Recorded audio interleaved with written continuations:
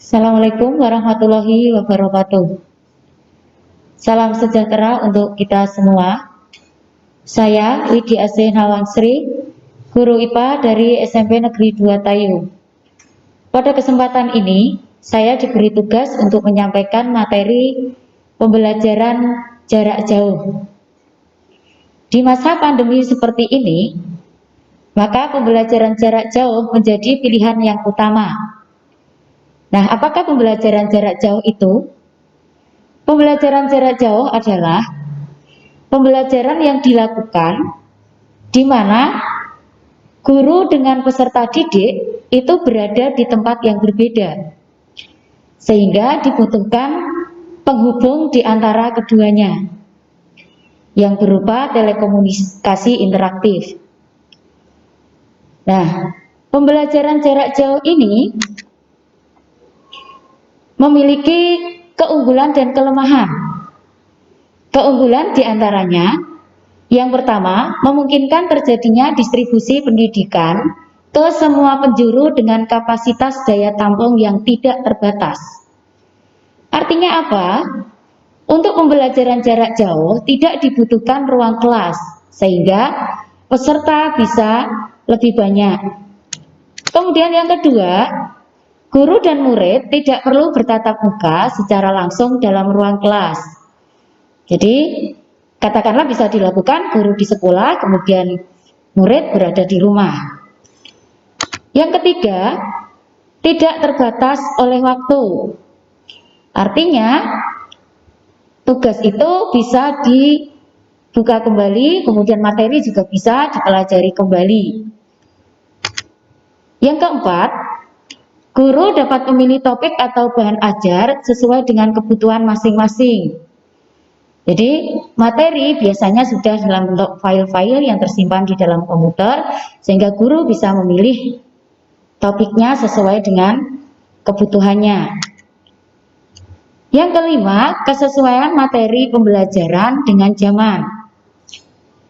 Dan keunggulan yang keenam adalah dapat dilaksanakan secara interaktif.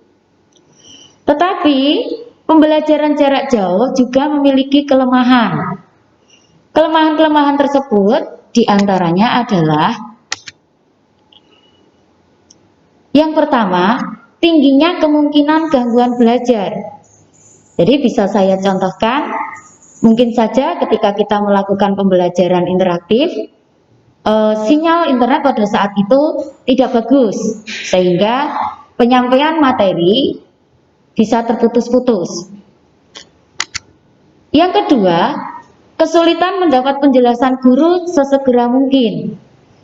Kalau misalnya dilakukan dengan tatap muka di kelas, ketika murid mendapatkan kesulitan materi pelajaran, maka murid bisa bertanya saat itu juga dan mendapatkan penjelasan dari guru saat itu juga. Tetapi kalau menggunakan pembelajaran jarak jauh, bisa saja ketika murid itu membutuhkan penjelasan dari guru pada saat itu tidak sedang online, sehingga tidak bisa langsung menjelaskan kesulitan yang dihadapi oleh murid. Kemudian yang ketiga, pemahaman murid terhadap materi pembelajaran kurang maksimal. Nah, adapun cara-cara yang digunakan untuk pembelajaran jarak jauh, diantaranya yang pertama adalah WhatsApp. Kemudian yang kedua, Google Classroom. Yang ketiga, Zoom. Kemudian yang keempat adalah Google Meet. Nah, kita bahas satu-satu. Yang pertama adalah WhatsApp, yang sudah biasa kita kenal dengan WA. Nah, saya yakin di HP semua peserta didik sudah ada aplikasi WhatsApp yang lebih sering kita kenal dengan sebutan WA. Jadi kita sudah tidak asing lagi dengan WA yang biasa kita pakai untuk komunikasi dengan teman, dengan keluarga, dengan guru, atau dengan kerabat yang lain. Nah, WhatsApp ini bisa diinstal di HP masing-masing kalau misalnya yang belum ada fasilitas WA-nya. Jadi dicari yang seperti ini gambarnya, kemudian di-download. Nah, untuk belajar menggunakan WA itu bisa dengan cara berkelompok atau dibuat WA group. Jadi setiap mata pelajaran mungkin bisa dibuat WA group sendiri-sendiri. Jadi contohnya WA group IPA kelas 7A, WA grup IPA kelas 7B, dan seterusnya.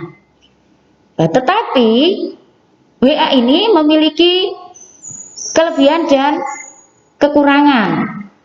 Kelebihannya yang pertama adalah mudah cara penggunaannya, karena kita sudah tidak asing lagi dengan menggunakan WhatsApp atau WA. Jadi kita bisa berbagi video, kita bisa berbagi pesan, kita bisa berbagi gambar dengan cara yang sangat mudah. Kelebihan yang kedua, efisien waktu dan biaya. Jadi biaya yang digunakan untuk mengirim WA atau yang biasa kita sebut kuota itu bisa lebih hemat. Kemudian yang ketiga, siswa bisa dengan mudah mengulang-ulang materi pelajaran melalui HP. Jadi gambar, kemudian video, kemudian pesan-pesan itu akan tersimpan di memori WA. Tetapi WA juga memiliki kekurangan. Nah, kekurangannya yang pertama diantaranya adalah jika sinyal tidak baik, maka bisa menghambat proses pengiriman materi pelajaran. Jadi yang biasa kita alami mungkin ketika kita mau mengirimkan tugas kepada Bapak Ibu guru, maka hanya terlihat kalau kalian menyebut istilahnya muser-muser, hanya muser-muser begitu ya, tidak terkirim itu jika sinyal tidak baik. Kemudian yang kedua, siswa bisa lupa waktu. Jadi waktunya tidak terbatas. Yang ketiga, siswa cenderung kurang fokus pada materi yang dibahas. Mengapa demikian? Biasanya kalau lewat WA, siswa itu cenderung chattingan dengan teman, ngobrol ya. Jadi tidak fokus pada materi yang dibahas saat itu.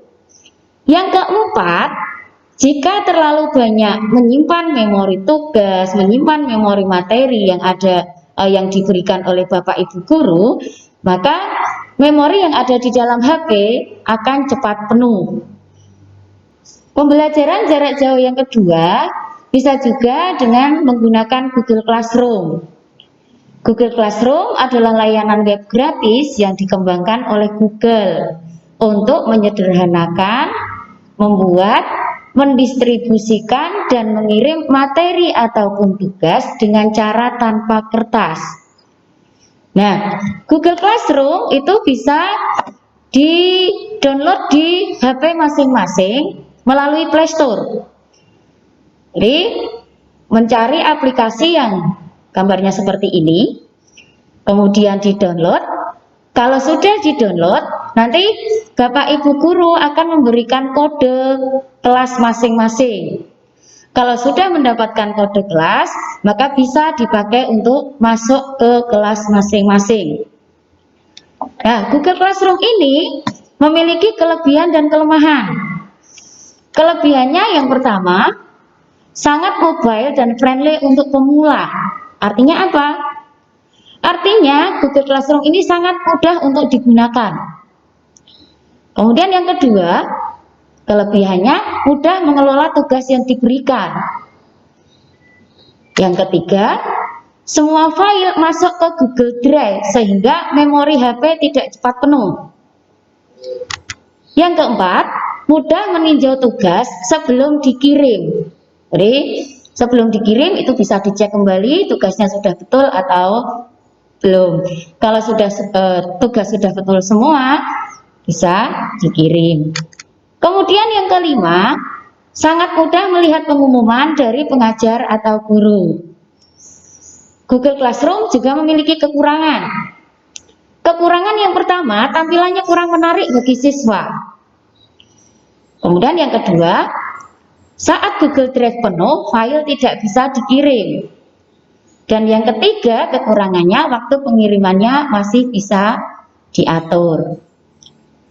Jadi kalau misalnya mau menggunakan Google Classroom, dipastikan dulu kalian memiliki akun Google yang biasa kita sebut Gmail.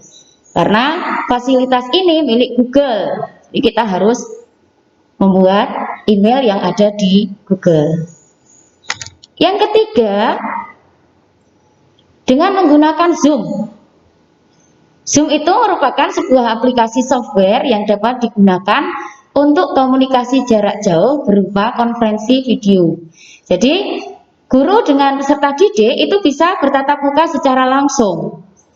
Jadi, bisa seperti mengajar di kelas walaupun di tempat yang berbeda. Nah, Zoom juga bisa di-download di HP masing-masing.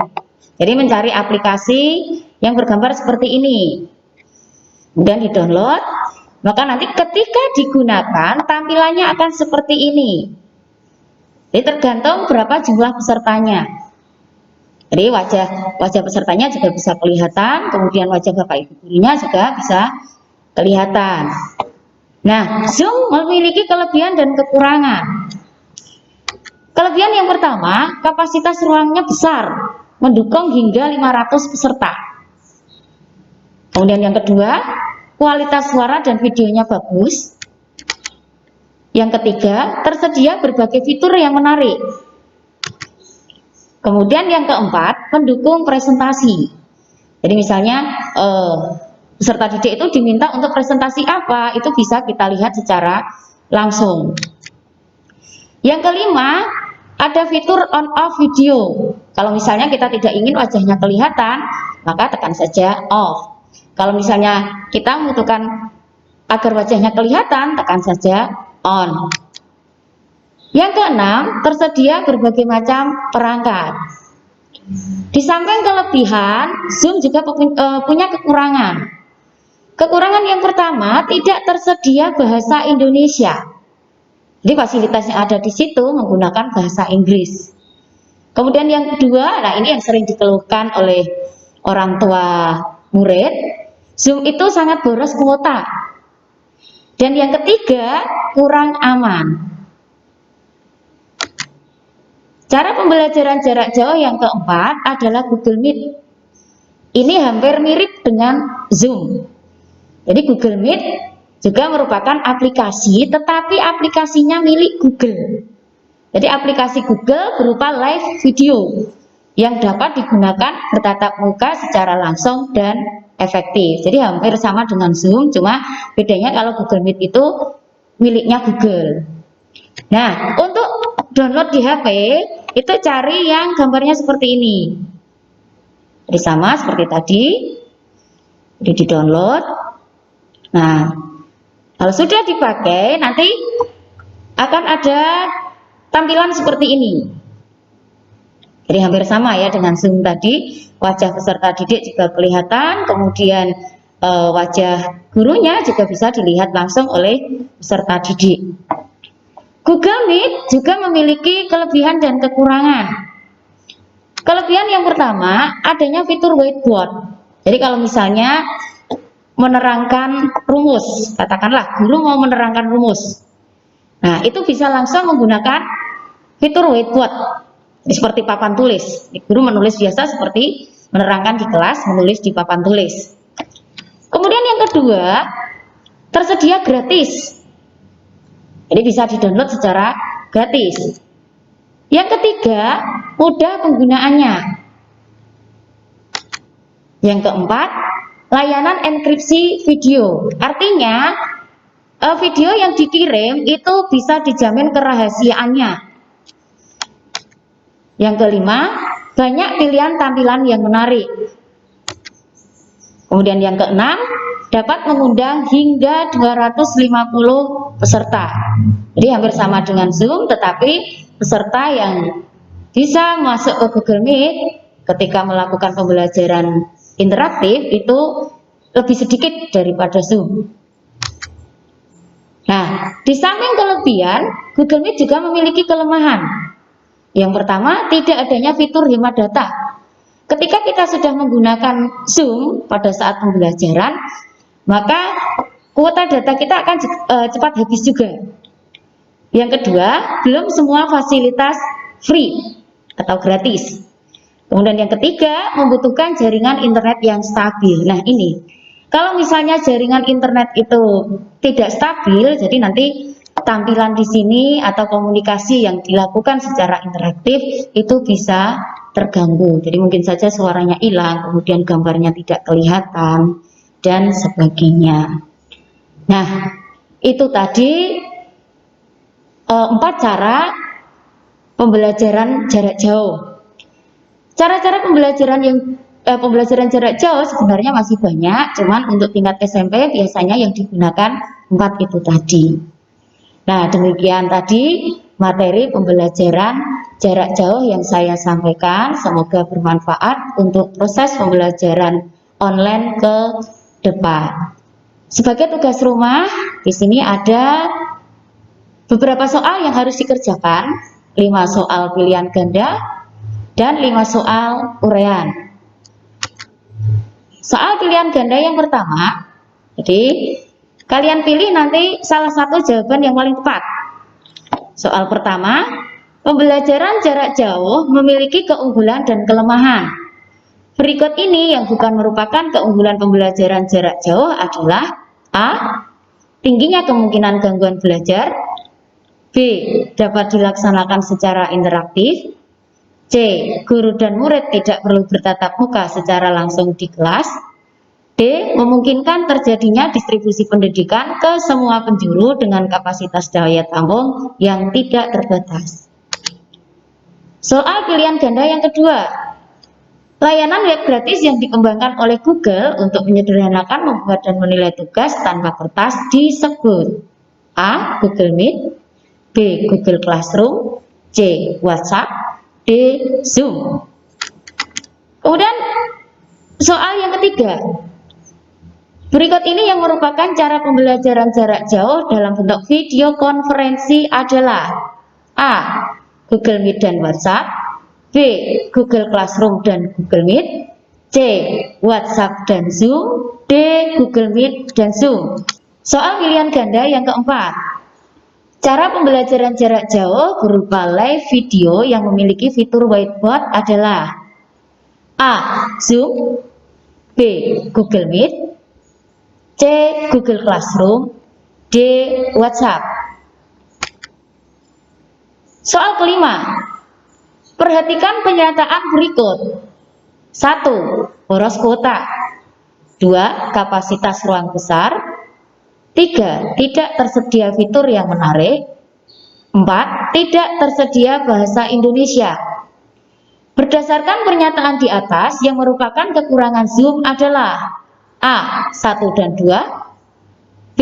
1 dan 3, C. 1 dan 4, D. 3 dan 4. Nah, berikutnya ada 5 soal uraian yang harus kalian kerjakan juga di rumah. Soal pertama, jadi kalian jawab secara singkat dan benar. Yang pertama, di tengah pandemi COVID-19, pembelajaran di sekolah dilakukan dengan cara pembelajaran jarak jauh atau online. Sebutkan 4 cara pembelajaran jarak jauh yang kalian ketahui. Yang kedua, jelaskan kelebihan dan kekurangan pembelajaran jarak jauh yang dilakukan melalui WhatsApp. Yang ketiga, jelaskan 3 perbedaan pembelajaran jarak jauh melalui Zoom dan Google Meet yang kalian ketahui. 4. Sebutkan 3 keunggulan dan kelemahan pembelajaran jarak jauh. Soal terakhir, yang kelima, sebutkan 2 cara pembelajaran jarak jauh yang berupa video konferensi. Nah, demikian tadi soal-soal yang harus kalian kerjakan di rumah. Jadi jawaban bisa dikirim melalui WA ke wali kelas masing-masing atau nanti menunggu informasi lebih lanjut lagi. Nah, demikian tadi materi dan tugas yang saya sampaikan. Selamat mengerjakan. Semoga Tuhan selalu memberikan kesehatan kepada kita semua. Assalamualaikum warahmatullahi wabarakatuh.